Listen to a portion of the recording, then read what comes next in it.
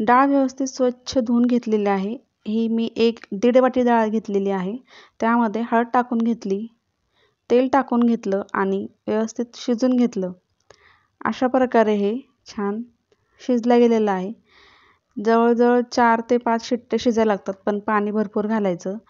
हेच पाणी आपल्याला आमटी बनवण्यासाठी लागतं किंवा ते आपण यूज करू शकतो। तर आता 1.5 वाटी गूळ घेतला, म्हणजे मी डाळ जर 1.5 वाटी घेतली आहे तर गूळ 1 वाटी घेतला। आमच्या घरात जरा जास्त गोड लागतं।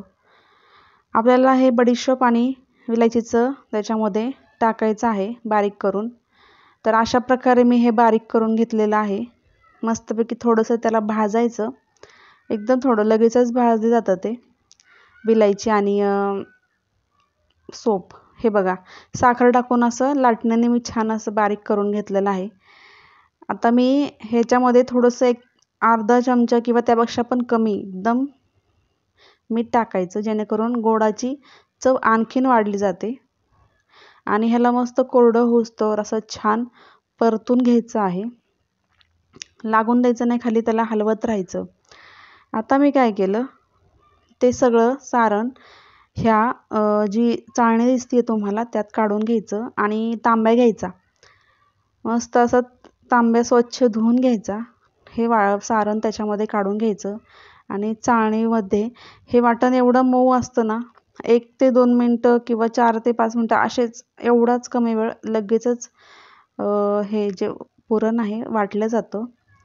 व्यवस्थित त्याला असं अगदी म्हणजे काहीच त्याला जास्त त्रास करून घ्यायची गरज पडत नाही, पटकन झटपट असं होतं हे पुरण। कढई ठेवायची, त्याच्यामध्ये ही चाळणी ठेवायची, तांब्याने त्याला व्यवस्थित असं नुसतं पुढं सरकवायचं, आपोआप ते बारीक होतं। एक फडकं घ्यायचं, त्याच्याने व्यवस्थित पकडायचं त्याला, झटपट असं पुरण तयार होतं। पुरणाचा स्वयंपाक म्हटला की बाईच्या नाकी 9 आल्यासारखे होतात, आळस करतात बाया, पण खूप सुंदर आणि सोपी अशी ही रेसिपी आहे। पुरण पोळी कोणाकोणाला आवडते मला कमेंटमध्ये नक्कीच सांगा। तर अशा प्रकारे मी छान असं पुरण तयार करून घेतलेलं आहे।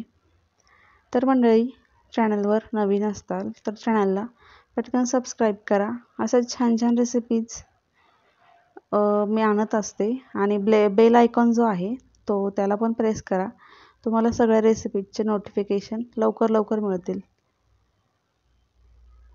हे बघा, व्यवस्थित असं त्याला छान झालं पण पुरण तयार बघा। आणि काय करायचं, हे व्यवस्थित उलटण्याने असं साफ करून घ्यायचं आणि आपण जी बडीशोप वगैरे टाकलेली आहे, जर त्यात काय मोठं असं राहिलेलं असेल तर ते यामध्ये अडकून जातं आणि ते आपल्या पोळ्या फाटल्या जात नाहीत, व्यवस्थित होतात, चिरा पडत नाही पोळ्यांना। त्यामुळे ते फेकून द्यायचं आणि ही जी चाळणी आहे ती लगेचच स्वच्छ धुवून ठेवायची, कारण यामध्ये डाळीचे कण अडकलेले असतात। तर ते कण लवकर जर धुतले नाही, त्यामध्ये तसेच अडकून बसतात आणि पुढच्या वेळेला व्यवस्थित होत नाही पुरण। त्यामुळं त्याला स्वच्छ धुवून ठेवायचं लगेच ओलच असताना पुरण। आता हे काय करायचं, व्यवस्थित एका पातेल्यामध्ये किंवा डब्यामध्ये भरून ठेवायचं। तुम्ही हे म्हणजे खूप जास्त झालं ना पुरण, तर जर तुमच्या घरामध्ये कमी माणसं असतील तर तुम्ही काय करायचं, फ्रीजमध्ये ठेवून द्यायचं। मस्तपैकी 2-3 दिवस पुरणपोळी सकाळ संध्याकाळ आमरस वगैरे मस्तपैकी असं बनवून खायचं। आता मी काढून घेते पातेल्यामध्ये। पुरणपोळी हा तर सगळ्यांचा आवडीचा विषय असतो, त्यामुळे भरपूर जणांना पुरण पण मे बी बनवायला येत नसेल, तर ही रेसिपी तुम्ही बनवून बघा, तुम्हाला नक्कीच जमणार आहे। हे बघा, असं मी व्यवस्थित काढून घेतलं ते पातेल्यामध्ये, झालं पुरण तयार। चला मंडळी, धन्यवाद. हे बघा तुम्हाला दाखवते मी.